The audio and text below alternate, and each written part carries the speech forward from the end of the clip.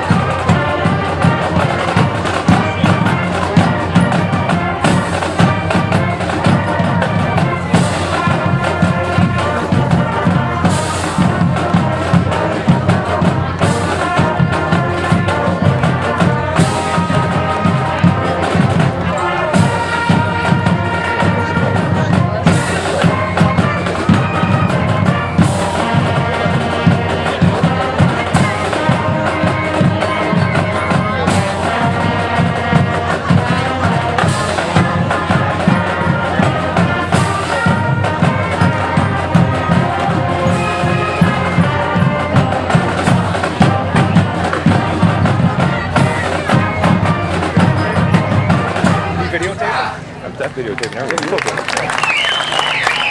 can walk through those.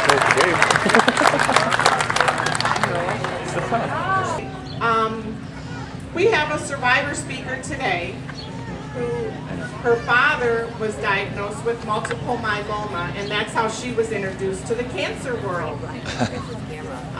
She herself was setting up her wedding. I was going to scoot up here. She was going to Vegas and having a pirate ship wedding and everything. And a couple months before that, she herself was diagnosed with cancer. Well, she fought the fight like she's supposed to. And 3 weeks ago, her and her husband, her and her boyfriend of 10 years, were married here at Heritage Park. Woo! Yeah! A self-proclaimed cancer survivor. Welcome, Kim Henderly.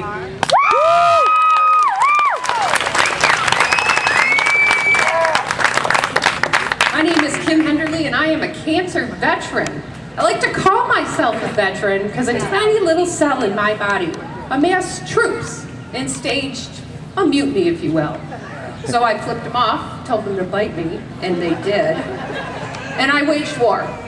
Now this all started a while back where I noticed a few things going on. My hair was thinning, had some strange weight gain around the middle, couldn't sleep at night with night sweats, fatigued all the time during the day. So I went to not one, but 2 doctors.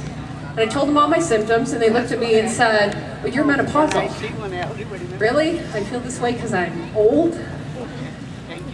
I didn't agree, so I argued, and I said, "Listen, Doc, I used to be able to get up at 5 o'clock in the morning, work out for an hour, go to work all day, come home, take care of my house, make dinner for the family, do a little gardening, go on the computer for a while, watch TV, go to bed at midnight, repeat the process the next day all over at 5 o'clock in the morning. Now I'm sleeping 10 hours a day and mainlining caffeine to stay awake."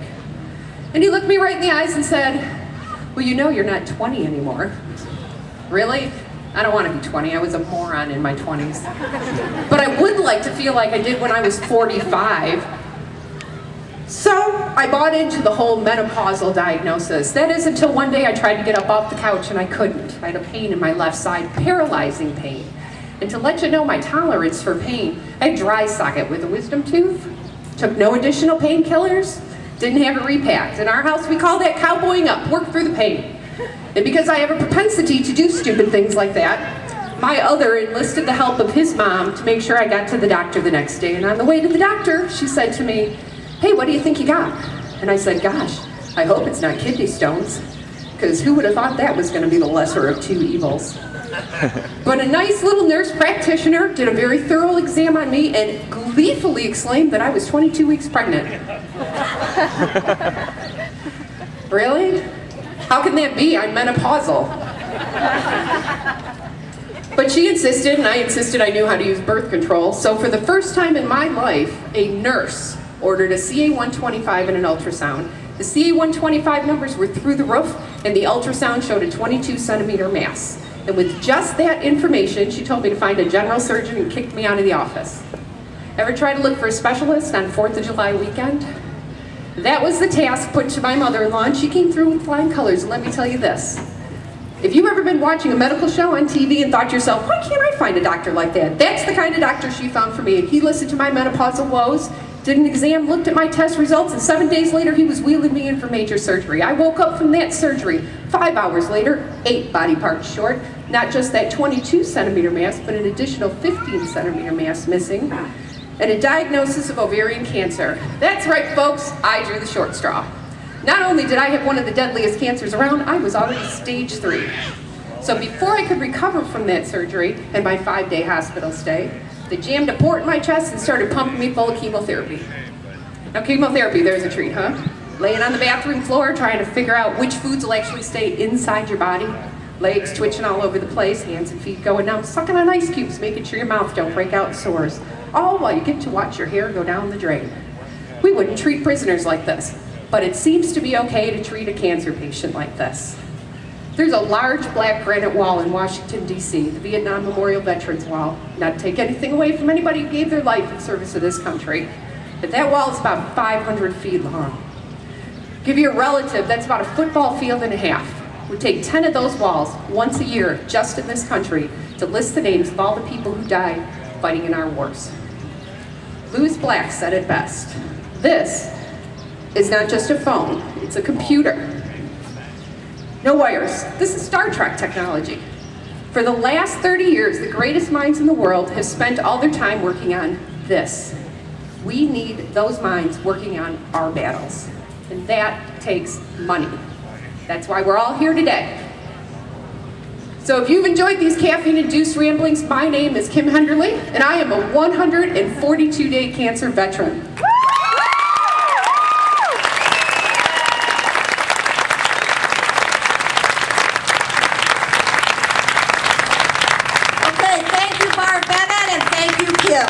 Cheer as loudly as you can as they pass by you. Where are we going? After survivors and caregivers finish the lap, they will go to their campsites and you can start your fundraiser. You gonna walk with her, or? Nope, she starts off. Okay. She said to stay here. We will have the Hoover Middle School Band lead us around first. She'd be great. Yeah.